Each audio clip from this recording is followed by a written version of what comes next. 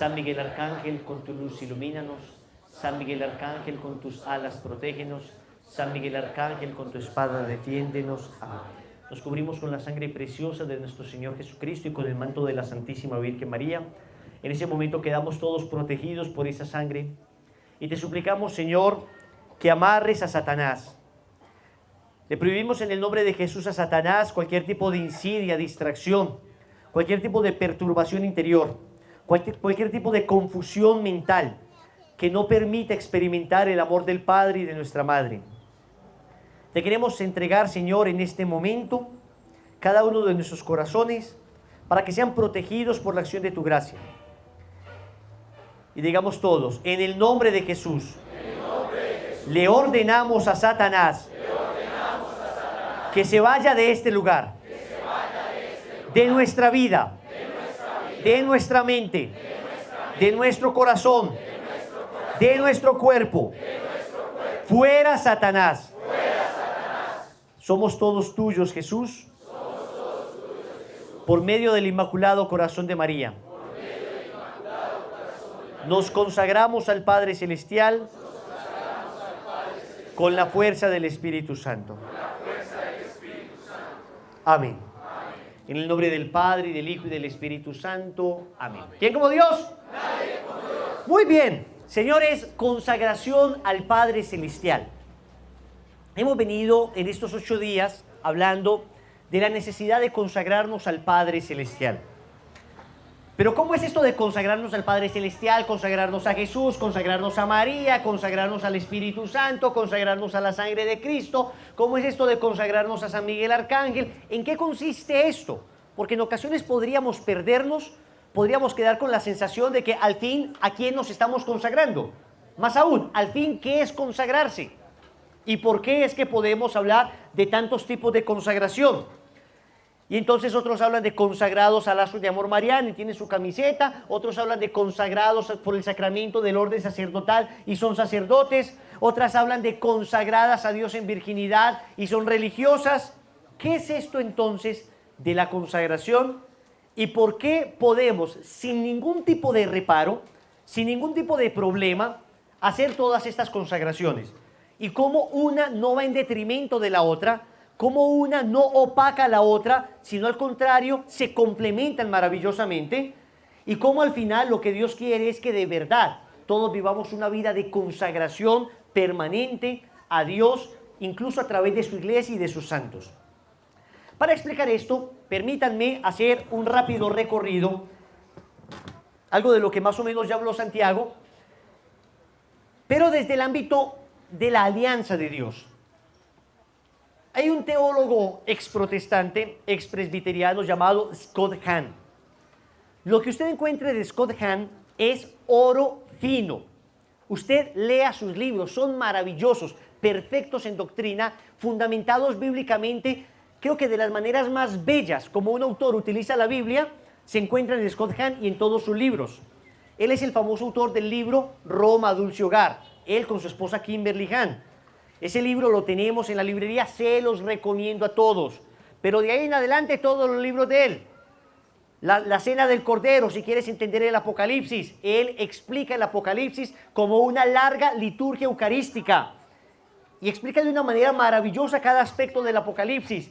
¿Quieres entender a la Virgen María en la historia de la salvación? Dios te salve, Reina y Madre, de Scott Hahn también. Un libro maravilloso. Además, no necesitas ser teólogo. No necesitas profundos conocimientos bíblicos. Él te va llevando. ¿Quieres entender el sacramento de la reconciliación desde la palabra de Dios? Él tiene un libro que se llama La fuerza sanante o curante de la confesión. Señor Piedad, la fuerza sanante de la confesión. Es extraordinario también. ¿Quieres ver cómo te santificas en la vida diaria? Trabajo diario, gracia extraordinaria de él, otro libro maravilloso que te va a servir muchísimo. Es de los mejores autores que he leído. Es decir, todo lo que encuentras de él, además de que tiene una profunda aplicación práctica en tu vida espiritual, te sirve para la predicación de una manera sorprendente, Y así muchos otros libros de él. Lo primero es el amor, cuando habla de los 7 sacramentos y los explica desde la Sagrada Escritura. Bueno, muchos libros de él, se los recomiendo. Nosotros tenemos estos libros ahora en la librería, gracias a Dios. Vale la pena tener estos libros. Pero cuando Scott Hahn habla de la Sagrada Escritura, siempre utiliza como referente, como hilo unificador de toda la palabra de Dios, el concepto de la alianza. La alianza. Y desde aquí es que se entiende la consagración. Entonces, ¿qué es esto de la alianza? Porque cuando mi esposa y yo estuvimos ante el altar, hicimos una alianza? Porque los de Schoenstatt, que es una comunidad fundada en Alemania por el padre Kentenich, es un sacerdote, fue un sacerdote muy santo y tiene una comunidad muy bella. Ustedes han visto a las niñas de Schoenstatt cantar en la Chinca, ¿no? En la parroquia de la Chinca, ahí todos los lunes, creo, ellas cantan, hay unas canciones muy lindas. Hay una imagen de la Virgen en la Chinca, que es Nuestra Señora 3 veces admirable de Schoenstatt. Esa imagen siempre la van a ver allí donde hay todos los santuarios de Schoenstatt. Es una comunidad bellísima, bellísima. Y ellos no hablan propiamente de la consagración a la Virgen, sino que hablan de la alianza. Hacen una alianza con Nuestra Señora. Entonces, ¿de dónde procede esto de la alianza? Quiero que se abrochen sus cinturones. Voy a hacer un rápido recorrido, por favor. Pilas con el lapicero, con el cuaderno, van a estar anotando rápidamente para que nos hagamos una idea de qué es esto de la alianza y cómo esto llega a la consagración y por qué nos podemos consagrar al Padre, a la Madre, al Hijo, al Espíritu, a San Miguel, a quien queramos. ¿Por qué no hay ningún problema de hablar de esto? Sino al contrario, es una maravilla que podamos entender la vida de la fe así. Entonces, empieza este autor, Scott Hahn, a decir, Dios hizo alianza con el hombre. ¿Y qué es esto de alianza? A ver, la alianza es una entrega mutua, que no una entrega de partes. Si yo voy a venderle a Steven, voy a venderle mi carro, entonces yo le digo, hacemos un contrato y yo te doy mi carro y tú me das tu dinero. Estamos cediendo partes, eso se llama contrato, ¿ok?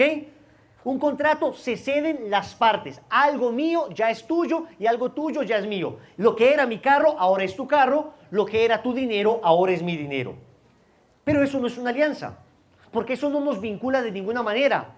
Yo puedo no volver a ver a Steven en toda mi vida y no pasa nada. Hicimos un contrato en algún momento de nuestra existencia. Pero resulta que cuando mi esposa y yo, ¿han visto a mi esposa por ahí? Una mujer guapísima, esa es mi esposa. Cuando mi esposa y yo estuvimos ante el altar, no hicimos solamente un contrato, hicimos una alianza. Una alianza que quedó expresada en un signo. Esto que yo tengo en mi mano es el signo de nuestra alianza. Pero no es propiamente la alianza, es el signo de la alianza.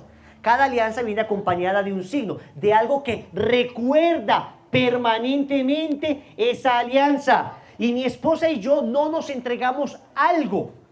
Yo no le dije, de ahora en adelante yo te entrego todas mis pertenencias y tú me entregas las tuyas. Yo te entrego todas mis deudas y tú te quedas con las tuyas. No. De ahora en adelante yo no te entrego algo, yo te entrego todo lo que soy.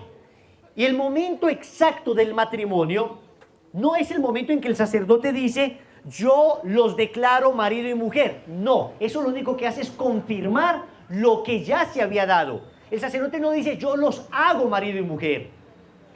Yo los declaro es que esto que ya está hecho, yo voy a declararlo públicamente. Lo que hace que esposa y esposo sean tales no es propiamente la bendición del sacerdote, es el momento de la entrega mutua. Cuando yo le dije a mi esposa, yo, Wilson Andrés Tamayo Zuluaga, Giraldo Salazar, Vélez Aristizábal Gómez Duque, hasta mi tatarabuela, me entrego a ti como tu esposo y te recibo a ti como mi esposa.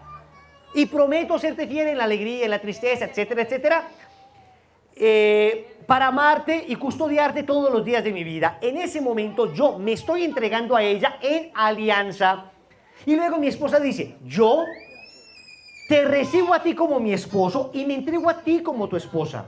Y prometo serte fiel, etcétera, etcétera, etcétera, para amarte y respetarte todos los días de mi vida. Señores, ese es el momento del matrimonio. Eso es lo que se llaman las palabras sustanciales del sacramento. Ahí se dio el matrimonio. Si en ese momento pasara algo, Dios no lo quiera, se muere el padre, ya están casados, no pasa nada. Pero no alcanzamos la bendición, ya estás casado. Pero no quedó la bendición en el video, ya estás casado. La bendición confirma, por lo menos en la liturgia de Occidente, en la nuestra, porque en Oriente es distinto, pero en la nuestra, la bendición confirma lo que ya se dio, la alianza que se estableció. Y esa alianza significa que yo me consagré a mi esposa y mi esposa se consagró a mí. Que yo ya no me pertenezco, sino que le pertenezco a ella. Y que ella ya no se pertenece, sino que me pertenece a mí. Eso es una alianza. Nos entregamos no partes, nos entregamos todo. Pues Dios empezó a establecer alianzas con el hombre. Y empezó a establecer alianzas que se fueron abriendo progresivamente y abarcando más y más personas. Y la primera alianza la empieza con una pareja. ¿Cómo se llamaba esta pareja? ¿Cómo se llamaban? Dios los creó hombre y mujer, Adán y Eva, no Adán y Esteban, no dos hombres, no dos mujeres, Adán y Eva, hombre y mujer, encuentran complementariedad y Dios establece una alianza con ellos. Pero resulta que esta alianza es rota por ellos. Génesis capítulo 3, se rompe la alianza con el pecado original. Esta fractura de la alianza hubiera perfectamente bastado para que Dios hubiese dicho, no voy más con el hombre, se acabó. Pero resulta que Dios es fiel a la alianza y Dios permanece, y a pesar de que fallamos, entonces Dios promete un Salvador. Génesis capítulo 3, versículo 15. Enemistad pondré entre ti y la mujer, le dice Dios a la serpiente, entre su linaje y el tuyo, ella te pisará la cabeza mientras tú tratarás de herir su talón. Ok, Dios dice, esta alianza se fracturó, pero sigo firme en mi alianza.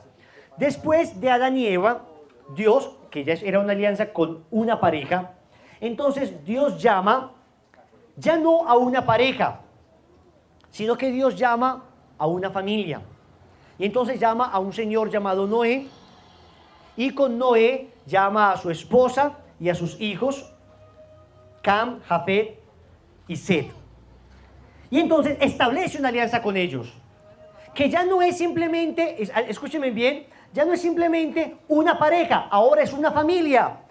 Viene el diluvio universal, ellos se salvan, pero ustedes saben que después del diluvio universal, Noé se pega una borrachera salvaje, pero se pega una rasca miedosa, tanto que queda por ahí en peloto en la calle, sus hijos lo ven, eso cae en la vergüenza, uno de los hijos de Noé es maldecido por él, porque precisamente Noé es visto en su desnudez, bueno, en fin, y sin embargo Dios permanece fiel a su alianza, pero ya Noé y su familia habían fallado, a pesar de que Dios les había salvado, a pesar de que el diluvio universal había arrasado con toda la tierra y Dios les había salvado a ellos, Noé falla. Entonces, Dios ya no solamente hace alianza con una pareja, ahora hace alianza con una familia, pero va a crecer más su alianza, va a crecer más su alianza.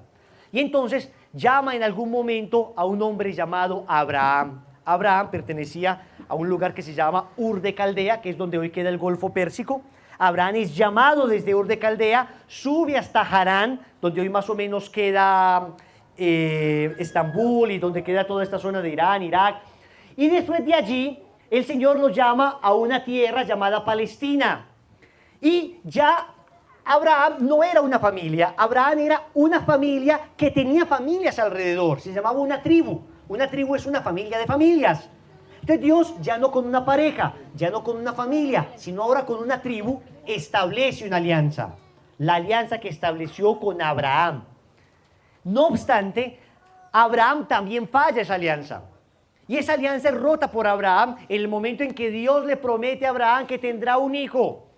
Y él se desespera y a los 86 años cree que ya no va a poder quedar embarazada a su esposa Sarai, que era estéril, y entonces tiene un hijo con la sierva de su esposa, con la sierva llamada Agar, tiene a Ismael, desconfiando de la palabra de Dios. Dios le dice, no es con Agar que te voy a dar descendencia, es con tu esposa Sarai.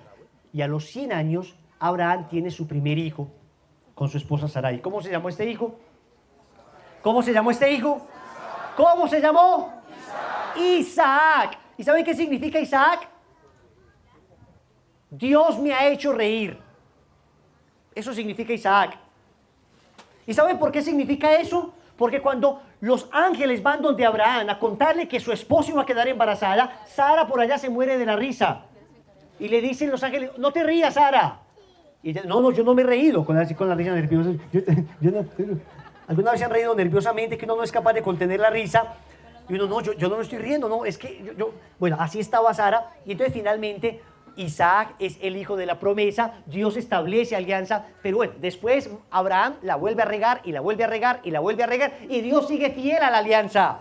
Entonces, ya no con una pareja Adán y Eva, ya no con una familia Noé, ya con una tribu, familia de familias, pero ahí no abarca todavía el deseo de Dios. Dios quiere que esta alianza siga creciendo. Dios quiere que este pacto, esta consagración, alianza y consagración se empiezan a convertir en palabras, en sinónimos, porque alianza es entrega mutua, consagración es entrega mutua. La consagración es aquello que se segrega, que se separa para destinarse al culto de Dios. Eso es lo que se consagra, se hace sagrado. Consagrar, consagrado, con lo sagrado, lo que se hace sagrado. La alianza empieza a establecerse entre un pueblo que Dios hace sagrado y Él que es el sagrado. Entonces, atentos, ya estamos en una tribu. Esta tribu se empieza a desperdigar por toda esa tierra llamada Canaán y llega un momento donde esa tribu, que ha crecido con los 12 hijos de Jacob, que es uno de los hijos de Isaac, entonces con estas 12 tribus se empieza a conformar poco a poco un pueblo, Y resulta que ese pueblo llega en un momento de profunda hambruna. Ustedes se acuerdan de la historia de los hermanos de José. Y se acuerdan de cómo estos hermanos de José lo vendieron. Y se acuerdan de cómo llegó a Egipto. Y se acuerdan de Egipto cómo, lo leímos hace poco en la Eucaristía, ¿se acuerdan? En la primera lectura nos iba contando, en los últimos capítulos del libro del Génesis, iba narrando esta historia bellísima. Resulta que Israel, todos los hijos de Jacob o los hijos de Israel terminan viviendo allá en Egipto. En Egipto comienzan a constituirse poco a poco como un pueblo, pero después vienen a ser esclavizados. En medio de la esclavitud, Dios suscita un hombre llamado Simón Bolívar. Muy bien. Moisés, hombre. Moisés es llamado a liberar a ese pueblo. Atentos. Antes era una tribu, ahora Dios va a establecer una alianza con un pueblo. Sigue creciendo la alianza, ¿ven? Ya no con una familia, con una pareja Adán y Eva, ya no con una familia Noé, ya no con una tribu Abraham, ahora con un pueblo Moisés. Con Moisés se consolida un pueblo. Dios hace alianza con un pueblo. ¿Qué significa un pueblo? Ya no son simplemente tribus desorganizadas que están en un lado y otro, no, ahora son una serie de tribus que se unen para consolidar unos mismos principios, una misma nación, una misma identidad, y Dios hace alianza con Moisés. Moisés también la regará después. Moisés por allá, ¿se acuerdan de este salmo que nosotros rezamos? Como el día de Masá y Meribá, cuando vuestros padres me pusieron a prueba y dudaron, aunque habían visto mis obras. Eso, Masá y Meribá, es un lugar del desierto donde Moisés dudó de Dios. Israel se estaba muriendo de sed en el desierto. Dios le dijo que con su vara tocara una piedra y que emanaría agua, que la tocara una vez. Moisés la tocó una vez, nada, y le dio otra vez y encendió a golpes y a palo esa piedra a ver si salía. Y por esa duda Moisés no termina viendo la tierra prometida. Moisés desde el monte Nebo vislumbrará lo que será la tierra prometida, pero Moisés no entra a la tierra prometida. Quien entra a la tierra prometida es Josué, uno de sus mejores caudillos. Pueblo que se hace alianza con Dios. Y empieza a utilizarse entonces en la Biblia pueblo consagrado. Un pueblo consagrado. La alianza y la consagración, repito, comienza a ser una sola cosa. Un pueblo que se consagra, esto es, un pueblo que se ha separado de los demás pueblos que eran politeístas, de los demás pueblos que adoraban a Nefertitis. Nefertitis. Nefertitis es la primera reina poderosa de Egipto, entonces, la más activa. Ya no adoran a Nefertitis, ya no adoran a todos estos dioses paganos, dioses egipcios, a las diosas de Canaán, a las diosas de la prosperidad, a las diosas de la fecundidad. Ya no adoran a los Baales, ahora adoran a un único y verdadero Dios. Yahvé que se ha revelado, Dios que se ha manifestado como el único Dios. Israel lo comienza a comprender, se consagra completamente como pueblo a Dios, hace una alianza como pueblo. Pero Dios no para ahí, Dios no para ahí. A pesar de que Abraham también termina dudando, a pesar de que Moisés también termina regándola, Dios sigue fiel a su alianza. Y entonces vendrá más adelante el famoso David, el famoso rey David. ¿Quién era David? Un rey conforme al corazón de Dios. Cuando tú lees el primer y segundo libro de Samuel, te das cuenta que David era un chimbengüenchón. O sea, David era un chimbengüenchón. No vayan a creer que David fue siempre moralmente intachable. No, el tipo era chimbengüenchón. Listo. No obstante, tenía un corazón de oro y un amor a Yahvé y un amor a Dios. Y cuando la regaba, él se arrepentía y pedía perdón. Y ya, con David, Dios no establece simplemente una alianza de pueblo. Ahora con David extiende un reino. ¿Qué es un reino? Un pueblo que domina otros pueblos. ¿Ven? Y la alianza se extiende más todavía. David también la regará, David también cometerá un pecado abominable. Alguna vez estaba por ahí en el segundo libro de Samuel, en el capítulo 11, se narra el pecado de David. Estaba por ahí una vez en un balcón, ve una mujer muy linda, Betsabé, la manda a llamar, se sienta, dibuja un niño con ella, la embaraza. Y una vez la embaraza, manda a matar al esposo de esta mujer, que era Urías. Entonces cae en adulterio, además cae en asesinato. Llega el profeta, entonces era el profeta Natán. El profeta Natán reprende durísimo a David. David, en vez de comportarse con soberbia y decir: yo soy el rey, ¿qué vas a decirme tú, profeta de pacotilla? David cae de rodillas y compone el Salmo 51. Misericordia, Señor, por tu bondad, por tu inmensa compasión, borra mi culpa, lava del todo mi delito, límpiame de mi pecado. David, arrepentido por lo que había hecho, pide perdón. Había roto la alianza, había roto la consagración. Y entonces, a partir de ese momento, Dios sigue fiel. A partir de ese momento, David comienza a hacer penitencia. Pero a partir de ese momento, se promete que la espada no se apartará de su casa. Y hasta hoy, nosotros hemos visto al pueblo de Israel, hasta hoy, con la espada que no se aparta de su casa.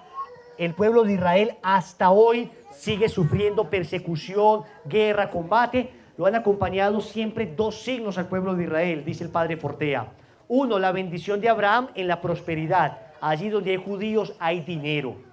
Usted llega a los Estados Unidos, llega a Nueva York, tiendas de judíos llenos de dinero. Y otro signo, la maldición que cayó sobre David, la espada que no se apartará de la casa. Allí donde hay judíos hay persecución, hay guerra. Y es lo que está pasando ahora. Jerusalén, curiosamente, significa ciudad de paz, y jamás ha estado en paz. Jamás. Nunca ha tenido paz. Muy bien. Ya no una pareja. ¿Cómo se llamaba la pareja? Ya no una familia. ¿Cuál era la familia?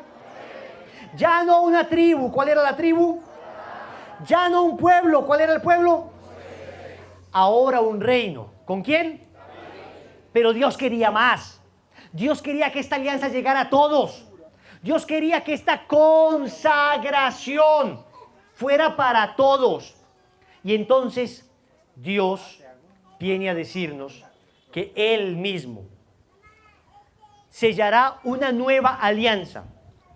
Y que para sellar esta alianza derramará sangre.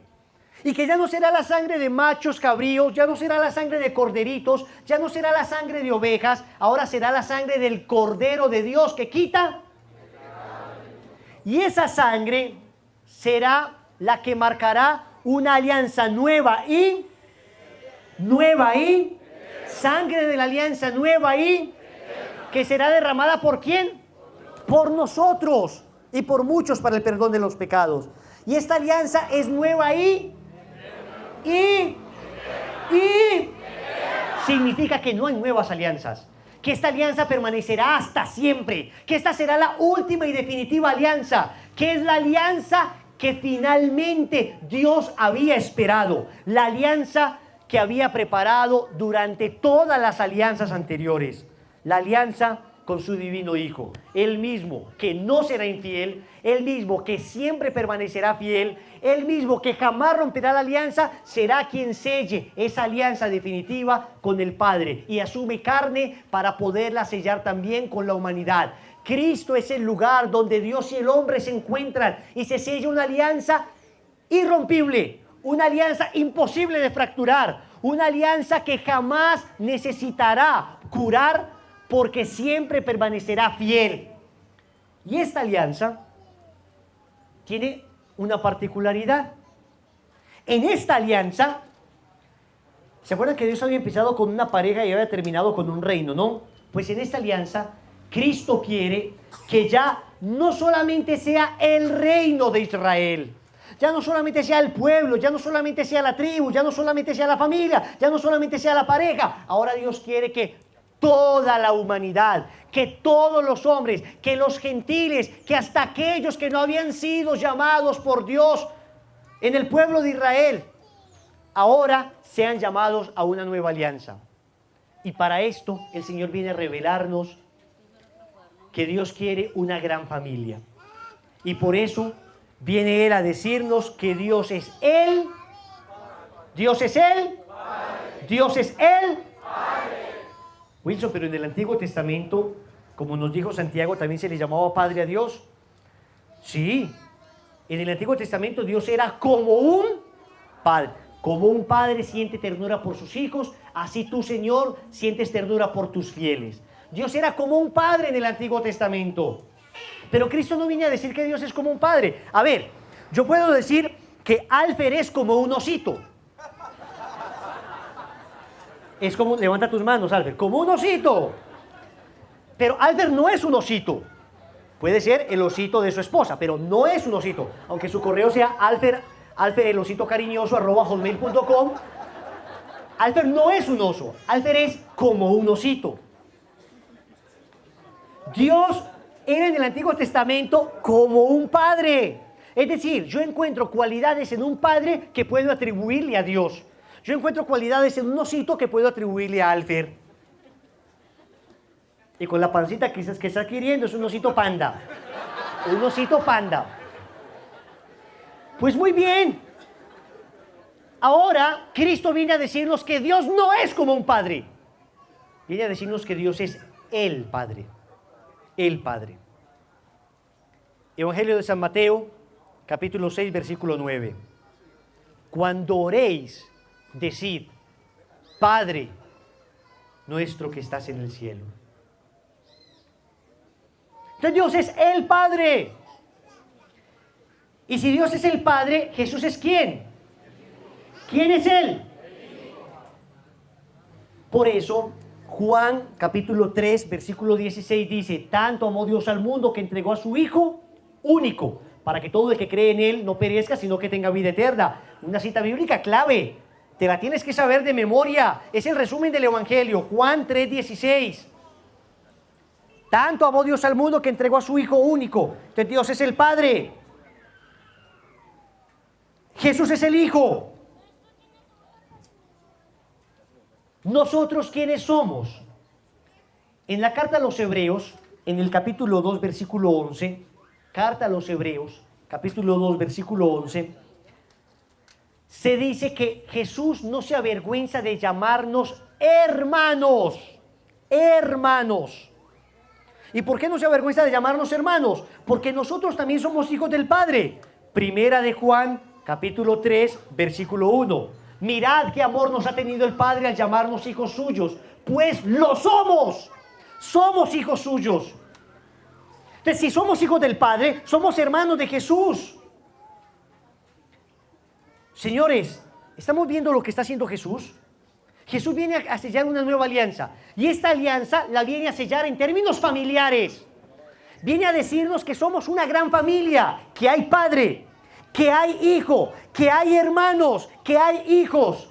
¿Qué queda faltando para que la familia esté completa? La madre. ¿Y saben qué pasa en la cruz? Cuando Jesús está a punto de morir, le dice a Juan: hijo, te la doy por... Y dice que después de pasar esto, Jesús dijo: todo está todo está consumado, todo está cumplido, todo está listo. ¿Qué significa eso? La familia está completa. La familia está completa. Entonces Dios quiere hacer una alianza. A ver, muchachos, ¿no les parece muy increíble esto? ¿Les parece hermoso o no? Miren qué bonito esto, qué lindo, qué belleza que Dios ha querido sellar una alianza con toda la familia que es la humanidad. Y nos ha querido constituir familia, nos ha querido constituir la gran familia de Dios. Entonces, vamos a las aplicaciones prácticas de esto. Ahora es la familia completa la que ha sellado una alianza con Dios. Y la familia ha sellado una alianza consigo mismo. En la familia se crea alianza también de consagración. Se crea vínculo consacratorio o consecratorio. Así como el padre se entrega al hijo y el hijo se entrega al padre, el hermano se entrega al hermano. De manera que en esta alianza no solamente existe una verticalidad, existe además una horizontalidad. Así como hacemos alianza con Dios, así hacemos alianza con nuestro hermano. Así como nos consagramos a Dios, que nos consagramos al hermano también. ¿Por qué? Es que a nadie, a ninguna persona le fastidiaría decir que esta persona, Luz Adriana Gómez, está consagrada al servicio de sus hermanos. ¿Alguien podría problema por eso? ¿Alguien diría, Luza, ¿cómo así? Tú solo te puedes consagrar a Dios. ¿Qué es esta locura? No. Todo el mundo entendería perfectamente que Luza, está consagrada, entregada, ha hecho alianza de servir a su prójimo. Y a nadie le parecería raro. Todo el mundo lo aplaudiría. Y todo el mundo diría, claro, es que si su prójimo es su hermano, ella puede establecer alianza con su hermano. Si su prójimo, si el que está al lado, si su próximo es el mismo hijo del padre, entonces ella puede sin ningún problema establecer alianza con ella. Es más, Dios ha permitido que sus hijos, a partir de la venida de Cristo en esta nueva familia, ha permitido que sus hijos tengan alianzas de amor particulares, que se consagren mutuamente. Repito, ese es el matrimonio. El matrimonio es la consagración de un hombre a una mujer y de una mujer a ese hombre. Y yo no he visto que nadie ponga problema por eso. Es más, hoy la gente dice que se consagró al estudio y tampoco he visto que nadie ponga problema por eso. No he visto que nadie ponga problema cuando un hombre se consagra a una mujer en el matrimonio, cuando un hermano se consagra a otros hermanos en el servicio de los pobres. Nadie tiene problema. Pero en cambio, uno habla de consagración a la Virgen y todo el mundo empieza a decir, ¿qué es eso? ¿Cuál consagración a la Virgen? La única consagración es la consagración al Padre, la consagración a Dios en el bautismo. Venga, que no has entendido bien. Es que no has comprendido. No has comprendido que efectivamente en la base de toda consagración está necesariamente nuestra consagración a Dios por el bautismo. Eso es así. Eso es así. Por eso una persona que no sea bautizada no se puede consagrar a la Virgen si no es que se bautiza primero. Pero luego, a partir de esa base, a partir del hecho de que todos pertenecemos a Dios por esta nueva alianza que se realiza en el sacramento del bautismo, a partir de ese momento, tú y yo podemos establecer alianzas concretas con nuestros hermanos de familia. Podemos establecer alianzas concretas con nuestra madre y podemos consagrarnos a ella. ¿Y qué es esta consagración? No es más que renovar esa primera consagración bautismal, pidiéndole a ella que me ayude a vivir ese bautismo, diciéndole, ve, mamá, vos le enseñaste a tu hijo, vos estuviste con tu hijo, le enseñaste a caminar, le enseñaste a hablar, en cuanto hombre le enseñaste todo lo que él sabía, en cuanto Dios no necesitaba nada, pero en cuanto hombre, todo lo que él sabía. ¿Por qué no me enseñas a mí también a ser como él? Y si Dios te dejó en mis manos como madre, no es para dejarla de adorno y de decoración, no es para que la Virgencita esté allí en una bella estatua y nos recuerde simplemente lo lindo que es Dios que nos dejó una mamá. Es porque su acción materna es eficaz. La acción materna de la Virgen actúa en realidad. Hay una acción que se plasma, que se siente. María interviene, Nuestra Señora interviene en tu santificación. Interviene activamente, no pasivamente. Si una persona hoy puede decir, gracias a Alfer, gracias a Santiago, gracias a Rodrigo, yo hoy estoy en estos caminos y puedo decir que esa persona fue instrumento de salvación para mí, ¿por qué no decirlo de aquella que le dio el cuerpo a aquel que con ese cuerpo nos iba a redimir? ¿Por qué no decirlo de aquella que le dio la carne a aquel con esa misma carne, que con esa misma carne nos iba a salvar? Pues bien, si no tenemos problema hoy para hablar de la consagración a la Virgen, porque la misma Madre Santa lo ha dicho en sus diversas apariciones, en Fátima lo dijo con toda claridad, la Virgen dijo en Fátima que el mundo debía ser consagrado a su corazón inmaculado. ¿Quién va a tener problema para hablar de la consagración al Padre? ¿Quién va a tener problema para hablar de la necesaria consagración al Padre? Wilson, pero ¿cómo así que la consagración al Padre si ya estamos consagrados? ¡Ey! ¿Qué no te acuerdas que toda consagración necesita una permanente renovación?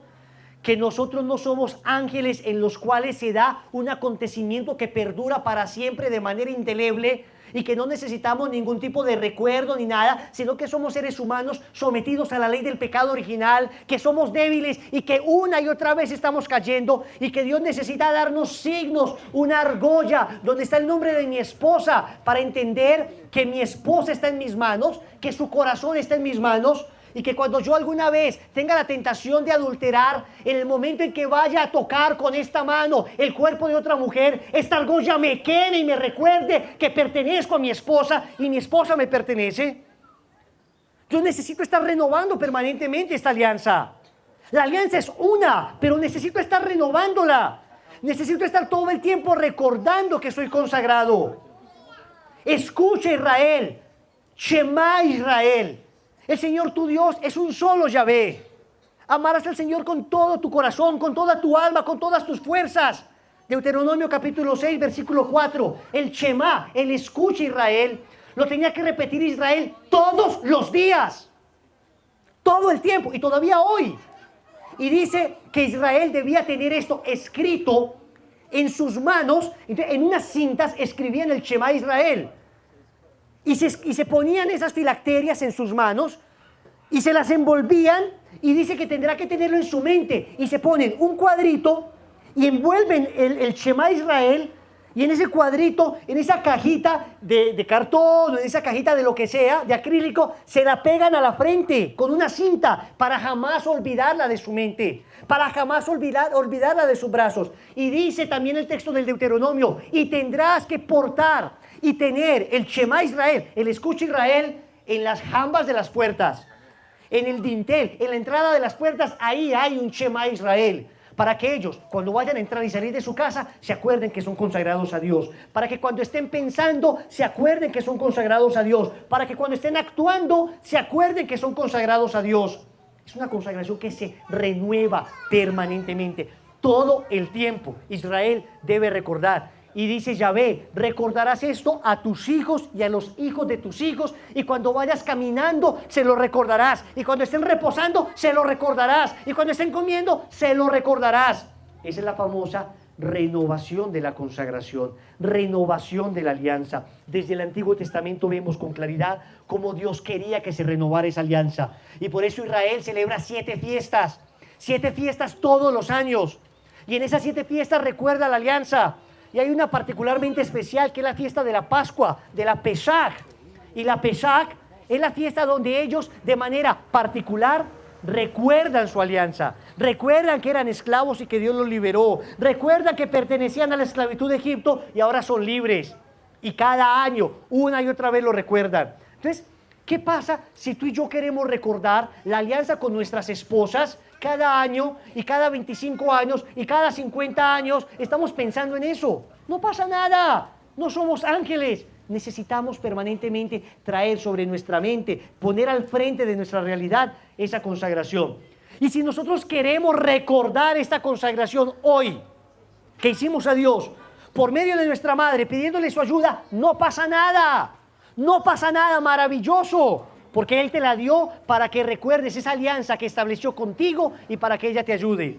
Y si queremos además recordar esta alianza pidiéndole a San Miguel, a ese gran ángel que aparece en el libro del Apocalipsis, en el capítulo 12, versículo 7, Apocalipsis 12, 7, como el ángel que luchó contra Satanás, que expulsó a Satanás del cielo. Y si yo quiero decirle a San Miguel, ve, hoy quiero renovar mi alianza con Dios y necesito tu ayuda para que me ayudes a luchar contra Satanás, no pasa nada. Puedes consagrarte a San Miguel, que no es propiamente consagrarte a San Miguel, sino es consagrarte a Dios con la ayuda de San Miguel.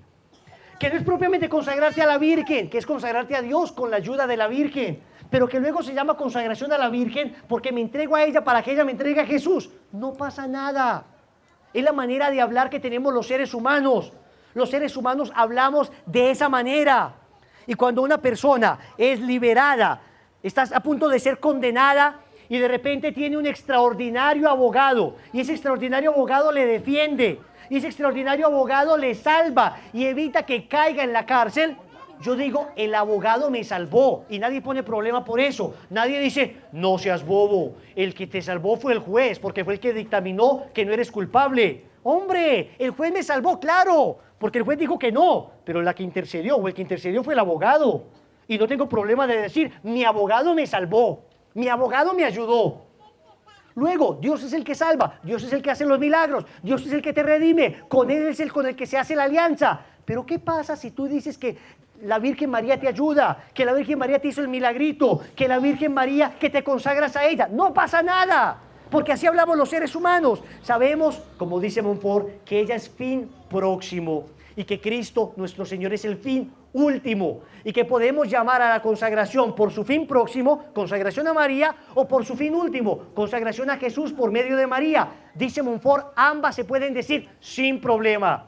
Pero dice, como hay gente escrupulosa, como hay gente que no entiende que somos una familia, como hay gente que todavía vive en medio en el Antiguo Testamento y no comprende que Dios nos ha hecho familia y quiere que cooperemos unos a otros, entonces, dice Montfort, para que no se escandalicen las almas débiles y medianamente formadas y que no han terminado de comprender la alianza del Nuevo Testamento, di entonces consagración a Jesús por medio de María. Entonces, si todo esto tiene su fundamento bíblico, teológico, si San Juan Pablo II habla de la consagración a la Virgen en la Redemptoris Mater, una encíclica preciosa donde Juan Pablo II menciona a San Luis de Montfort y habla del totus tus, y él mismo era totus tus, todo tuyo María. Si no tenemos problema hoy de hablar de la consagración a la Virgen, ¿por qué hemos de tener problema de hablar de la consagración al Padre? Señores, al contrario, deberíamos permanentemente hablar de la consagración al Padre. Cuando en el Antiguo Testamento se menciona a Dios, se refieren al Padre, al Padre. En el Antiguo Testamento no teníamos todavía una clara revelación de la Trinidad. Hay algunos anuncios de la Trinidad, se llaman los plurales divinos. Los plurales divinos en el Antiguo Testamento se encuentran en el libro del Génesis y en el libro de Isaías. En el libro del Génesis, cuando Dios dice, hagamos al hombre a nuestra imagen y semejanza, se llaman plurales divinos, es el plural de la Trinidad. Y ya estaba vislumbrada, pero no se sabía con claridad, no se sabía con certeza. Solo Jesús vino a revelarnos que Dios en su intimidad es una familia. Y que Dios como familia es Padre, Hijo y Espíritu Santo. Y por eso en el momento del bautismo, en el momento mismo de la anunciación, el Padre envía al ángel que le anuncia a María que el Espíritu Santo descenderá sobre ella y que fecundará al Hijo, al Verbo eterno del Padre. La anunciación es trinitaria. Y después cuando Jesús se revela en el momento del bautismo, está Jesús, el Verbo eterno del Padre, la segunda persona de la Trinidad. Está el Padre cuya voz se escucha en el cielo cuando se abre completamente las nubes. Y dice, este es mi Hijo amado en quien me complazco. Y está el Espíritu Santo que desciende en forma de paloma. Aparece con claridad. Antes de la ascensión, el Señor habla de la necesidad de bautizarlos a todos en el nombre del Padre y del Hijo y del Espíritu Santo. La Trinidad aparece revelada. En la segunda carta a los Corintios, el apóstol San Pablo dice que la gracia de nuestro Señor Jesucristo, el amor del Padre y la comunión del Espíritu Santo esté con todos ustedes. ¿Saben ustedes que ese saludo es bíblico? ¿Saben ustedes que esa expresión exacta la dice San Pablo? Nuestro Señor Jesucristo, el Verbo, el Hijo, el amor del Padre y la comunión del Espíritu Santo, la comunicación del Espíritu Santo, dicen algunas traducciones. Entonces, aparece con claridad que Dios es uno y trino. Luego, a ver, pregunto, ¿hasta acá vamos bien? ¿Demasiado voltaje? ¿Mucha información? Pero eso es para entender. Se ama lo que se conoce. Tienes que tener claridad para que cuando alguien te diga, ¿por qué te consagras a la Virgen? Tú le puedes decir, sencillo, porque la última alianza eterna que hizo nuestro Señor fue una alianza de familia que nos la dejó al pie de la cruz a nuestra madre en Juan capítulo 19, versículo 27, 26 y 27. Y por consiguiente, en nuestra nueva alianza, nuestra madre interviene en nuestra salvación. Además, porque la Santísima Virgen María está en el orden hipostático. Si quieres que te lo explique, ven a Escuela de María. Así con toda humildad.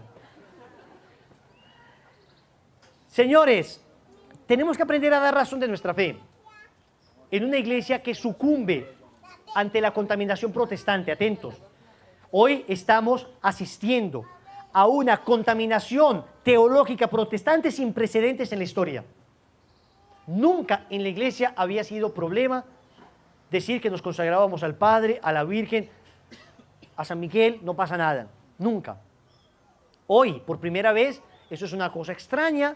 Eso les parece que es medio raro, que les parece que es idolatría mariana. Por Dios.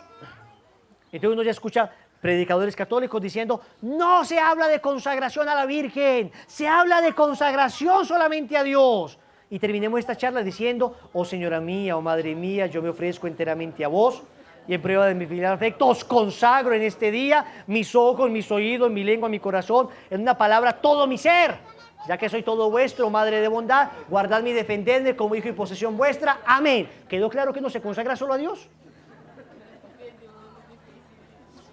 Y uno dice, ajá. Que uno no termina de entender las incoherencias que significan estas cosas. Entonces, empezamos hablando de la alianza. De la alianza dijimos que Dios estableció una alianza con todos. Finalmente, con su Hijo Jesucristo estableció una alianza de familia y que esta alianza implica una consagración mutua y que por eso en la base de esta alianza obviamente está la consagración a Dios, pero que podemos usar a toda esta familia para consagrarnos a Dios y que tenemos que recordar y renovar permanentemente esta consagración y que por eso nos podemos consagrar a la Virgen sin problema, pero que después, empezamos a hablar ya de la Trinidad, después, si a la Virgen se puede consagrar uno, pues con mucha más facilidad y con mucha más claridad, uno puede consagrarse a Dios, ¿no?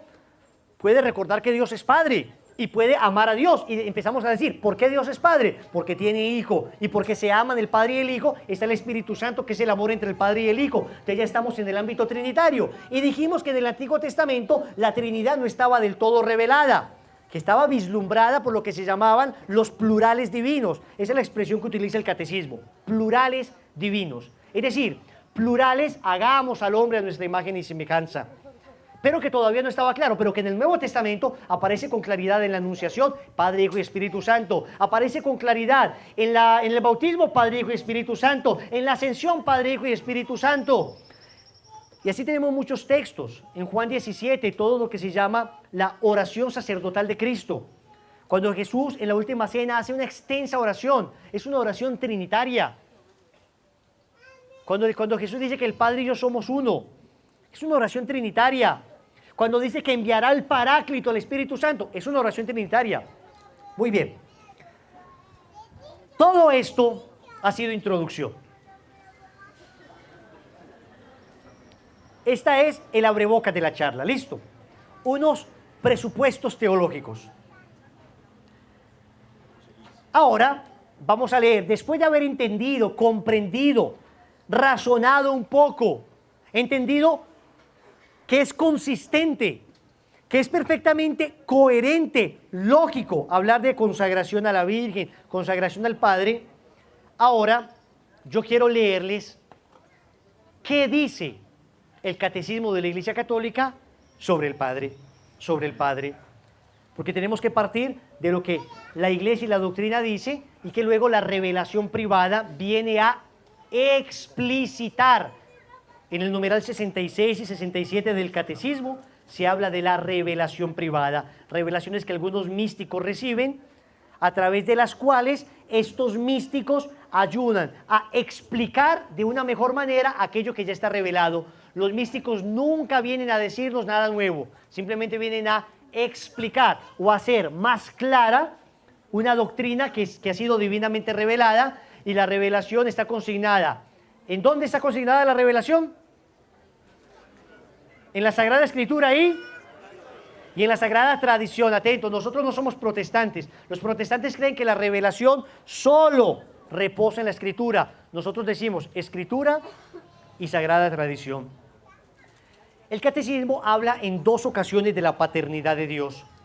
Ustedes saben que el Catecismo está dividido en 4 partes. ¿Cuáles son las 4 partes del Catecismo? Primera,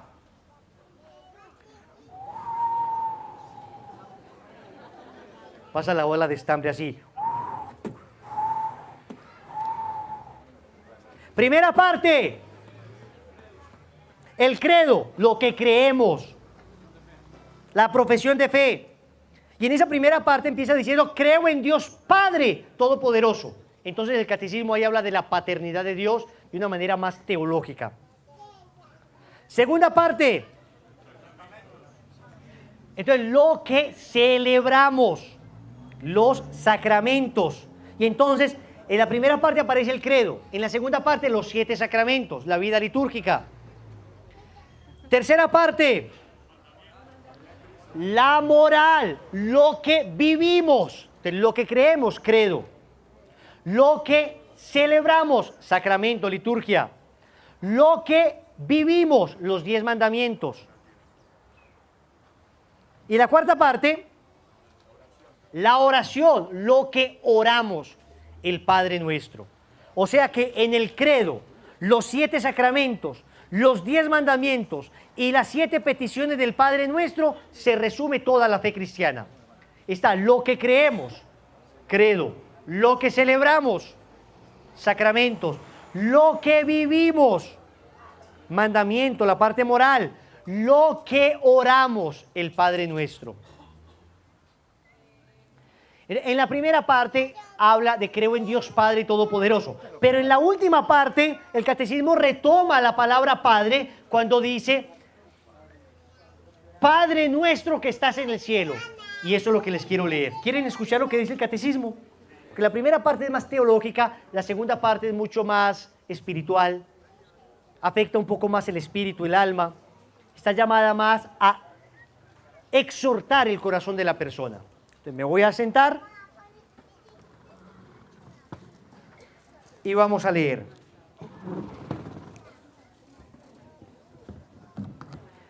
Si alguien quiere profundizar sobre estos temas, le recomiendo Alabanza a la Trinidad de Antonio Rollo Marín, libro profundo y sencillo. No necesitan muchos conocimientos teológicos para comprender el misterio de la Trinidad. Hombre, que no comprenderlo, que por lo menos entender qué dice la Iglesia sobre la Trinidad. Si alguien está estudiando teología o quiere algo más sólido, Dios y su obra, también de Antonio Rollo Marín. Es mucho más teológico, más filosófico, más fundamentado. Hace pues mayor recurso de la filosofía. Este me encanta. ¿Por qué? Porque además tiene la parte mística. Al final habla de 4 grandes místicos y su relación con la Trinidad. Entonces habla de Santa Catalina de Siena, y cuál era la relación con la Trinidad y con el Padre y sus escritos y su vida mística, preciosísimo. Después habla de Santa Teresa de Ávila, esta extraordinaria mística carmelita que logró profundizar tanto en el misterio de la Trinidad. Después habla de San Juan de la Cruz, que junto a Teresa de Ávila han logrado los mayores desarrollos de la teología mística que hasta hoy se conocen. Y finalmente, de una muy nueva, muy conocida, Sor Isabel de la Trinidad. Sor Isabel de la Trinidad, Rollo Marín la dio a conocer, se hizo un experto en ella, profundizó tanto que ha logrado que sea conocida en todos los ámbitos, porque es una santa muy sencilla que ha logrado que muchísimas personas se enamoren de la vida mística. Se los recomiendo. Muy bien, vamos a leer entonces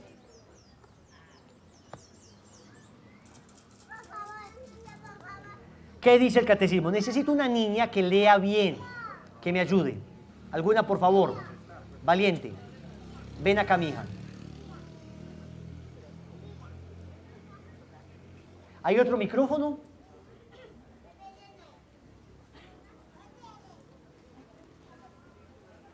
Entonces, mija, ¿te vas a hacer allá? O tráeme el micrófono acá. ¿No alcanza? Súper enredado. Súper amarrado. Entonces yo te voy interrumpiendo por pedazos. ¿Listo? ¿Están felices? ¿Quién como Dios? Nadie como Dios. Según la sección, la oración del Señor, Padre nuestro. Artículo 2, Padre nuestro que estás en el cielo. Primero, acercarse a Él con toda confianza. Entonces, miren, estamos en la parte ya más espiritual. Siempre nuestros retiros deben tener su fundamento teológico, su fundamento doctrinal.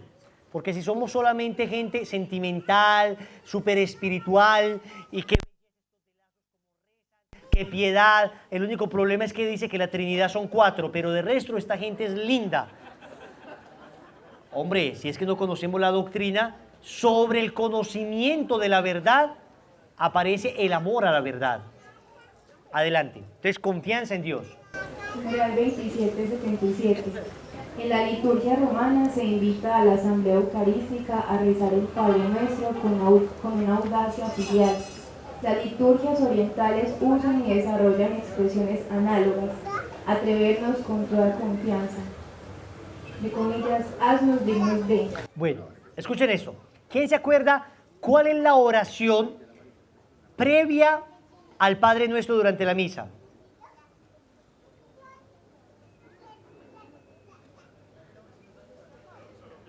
No, el sacerdote hace una introducción, un introito para el Padre Nuestro. Nos atrevemos a decir, pero ¿qué dice antes? Fieles a la recomendación del Salvador. Entonces, mire que está diciendo esto, que en nuestra liturgia nosotros nos acercamos a Dios con mucha reverencia de toda manera. Nos atrevemos a decir oiga, es que usted y yo somos pecadores, merecedores del infierno, por naturaleza corruptos, o por lo menos muy heridos por el pecado. Pero nos vamos a atrever a decir Padre. Entonces eso es lo que está diciendo el texto, que ya en el hecho de llamar a Dios Padre hay un gesto de ternura y de confianza. Sigue. Abre comillas, haznos dignos de. Ante la zarza ardiendo se le dijo a Moisés, abre comillas, no te acerques aquí, quita las sandalias de tus pies, cierro comillas. Éxodo 3:5.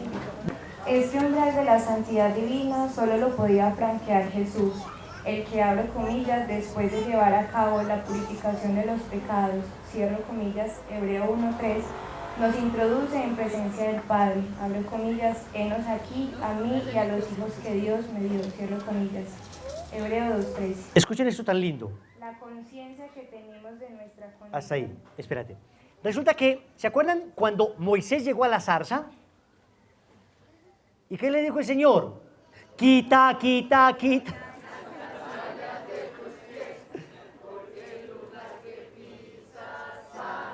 Yo no creo pues que Dios Padre haya cantado ahí pues esa cancioncita, ¿no? Pero nos ayuda a acordar, o sea, esto genera recordación. Era un lugar digno, no se podía acercar. Es más, después del pecado de Israel, Israel estaba separado de Dios por un velo. El velo se rasgó en el momento de la muerte de Jesús. Y por eso ya podemos acercarnos a Él con toda confianza. Escuchen esta belleza.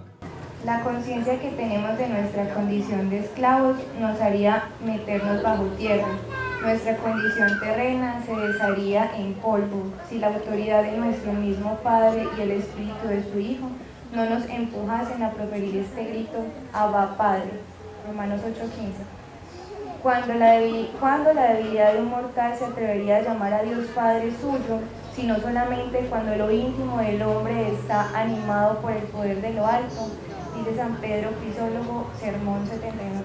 Miren esa belleza. O sea, usted decirle a Dios Padre, venga, es que estamos hablando de el inconmensurable, el inabarcable, el eterno, el todopoderoso. Así se le conocía en el Antiguo Testamento. Pero papá, Abba, ¿saben qué significa la palabra Abba? No, hombre, papito. O sea que Waltercito dice Abba a toda hora. ¿Qué hubo, papito? ¿Dónde está Waltercito? Está en Chigorodó ahora Waltercito. Papacito, papito. ¿Ustedes se acuerdan de la película de la Pasión? Cuando iba Jesús con la cruz y llaman a Simón Cirineo, que estaba con el niño le dice, Abba. Le dice, papito. El niño le dice asustado. Era como los niños chiquititos llamaban a su papá. Abba, Abba. Entonces, eso es una cosa maravillosa. Sigamos. Este poder del Espíritu que nos introduce en la oración del Señor se expresa en las liturgias de Oriente y de Occidente con la bella palabra típicamente cristiana, parresía, simplicidad sin desviación, conciencia filial, seguridad alegre, audacia humilde, certeza de ser amado. O sea, ¿qué significa esto del catecismo? Miren, ¿por qué tú puedes llamar a Dios Padre? Porque hay en ti una parresía. ¿Y qué es la parresía? Es un poder divino que te permite llamar a Dios Padre. Muchachos, acá ya va a hablar el catecismo de cómo hay gente que no es capaz de llamar a Dios Padre y le cuesta una dificultad enorme llamar a Dios Padre. Le falta esa parresía, esa fuerza del Espíritu. Sigue, Padre, más durito. Antes de hacer nuestra esta primera exclamación de la oración del Señor, conviene purificar humildemente nuestro corazón de ciertas imágenes falsas de este mundo. La humildad nos hace reconocer que nadie conoce al Padre sino el Hijo y aquel a quien el Hijo se lo quiera revelar, es decir, a los pequeños. La purificación del corazón concierne a imágenes paternales o maternales, correspondientes a nuestra historia personal y cultural y que impregnan nuestra relación con Dios. Dios, nuestro Padre, trasciende las categorías del mundo creado.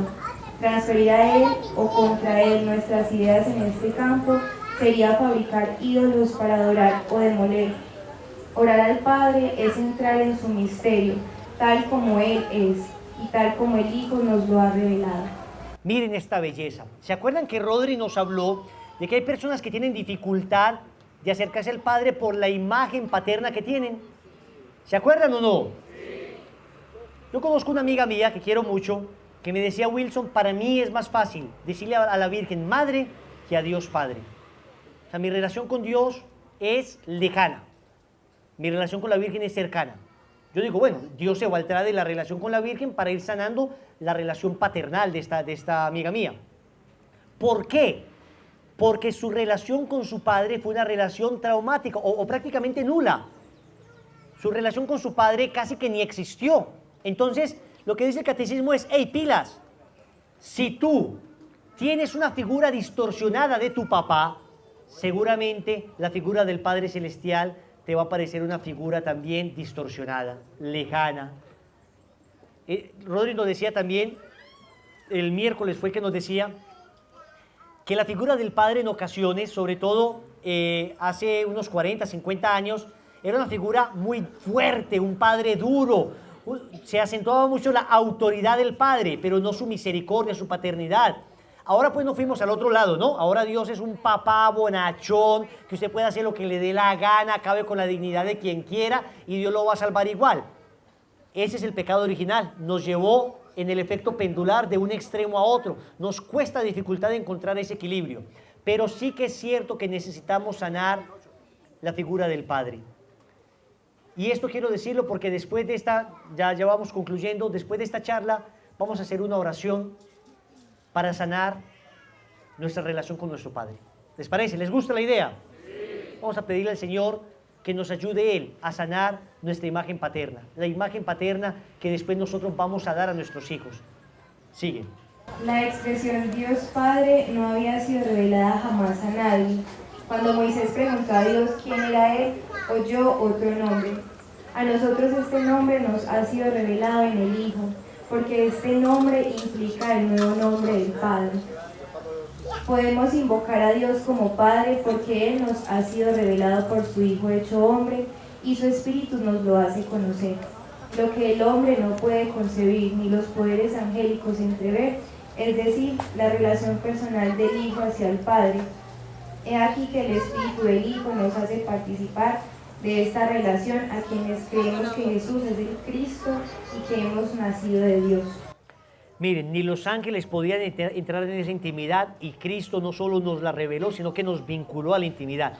Tú y yo estamos vinculados a la intimidad de Dios en el momento en que nos hicimos hijos por la gracia. Les recomiendo, yo sé que no pudieron estar en el grupo del viernes porque estaban acá hablando del Padre, pero hicimos una charla sobre la gracia que nos hace hijos de Dios. Se las recomiendo.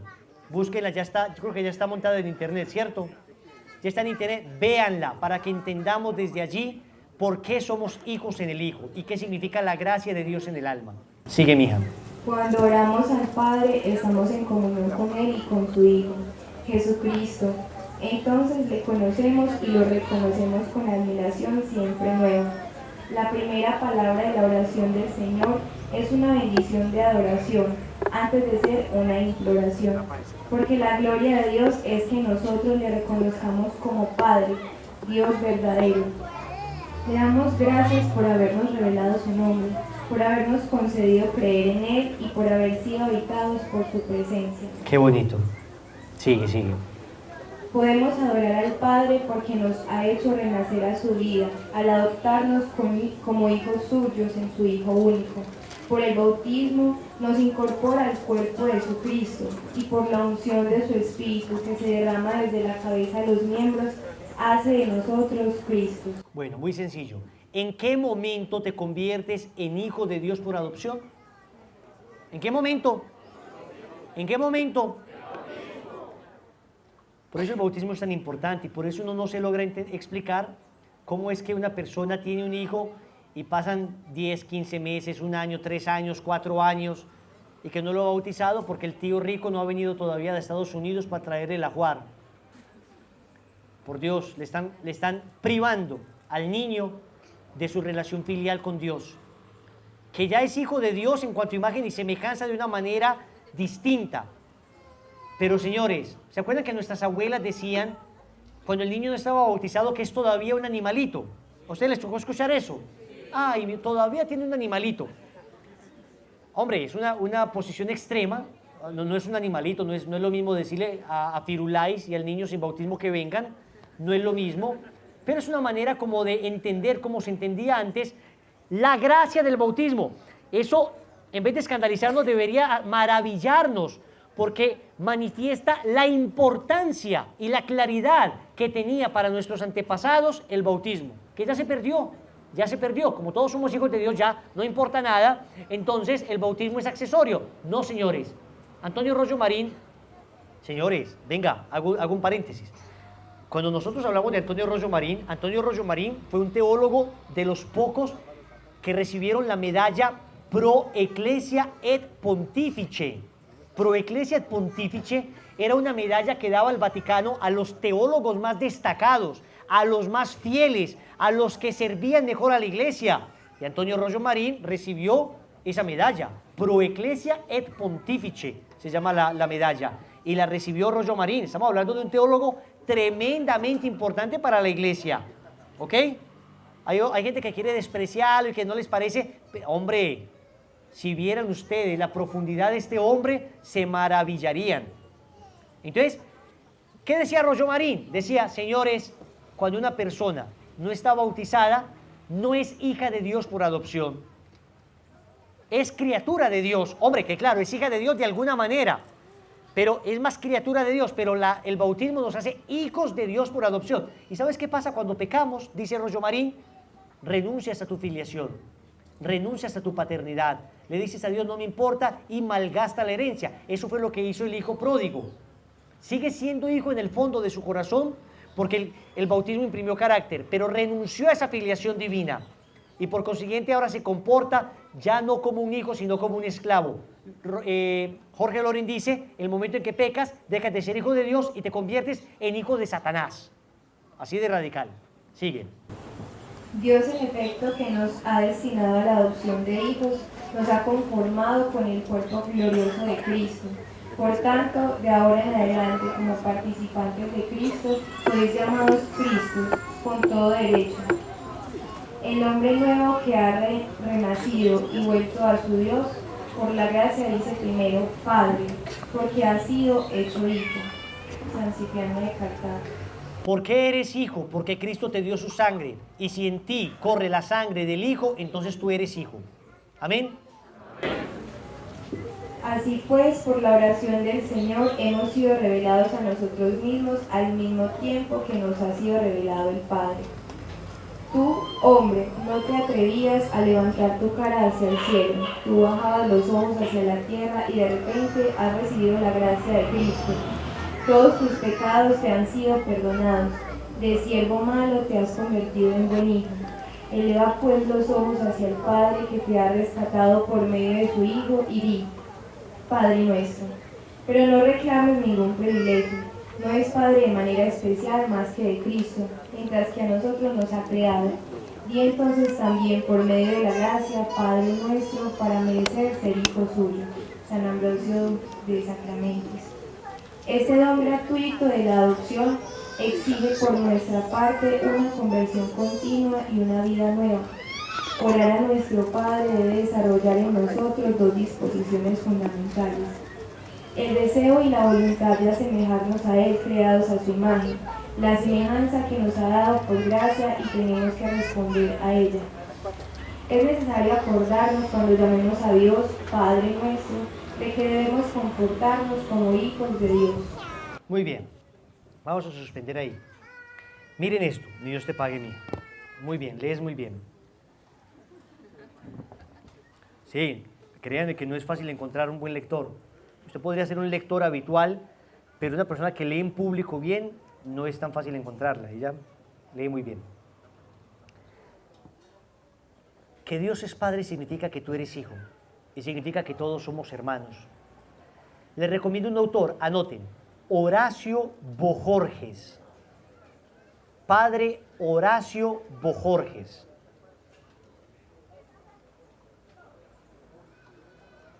Padre Horacio Bojorges, ¿cómo suena?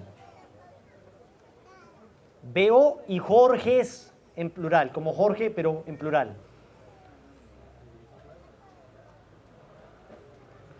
Es un jesuita uruguayo o paraguayo, no recuerdo exactamente. Uruguayo. Creo que es uruguayo. Es un jesuita que desarrolla profundamente el tema de la filiación. Busquen la filiación divina, o sea, filio, hijo, filiación divina, ser hijo de Dios, la filiación divina y el padre Horacio Bojorges. Buscan en YouTube o buscan en Google y ahí les va a salir escrito, los que quieran profundizar más sobre el tema, bellísimo, bellísimo. Se lo recomiendo. ¿Quién como Dios?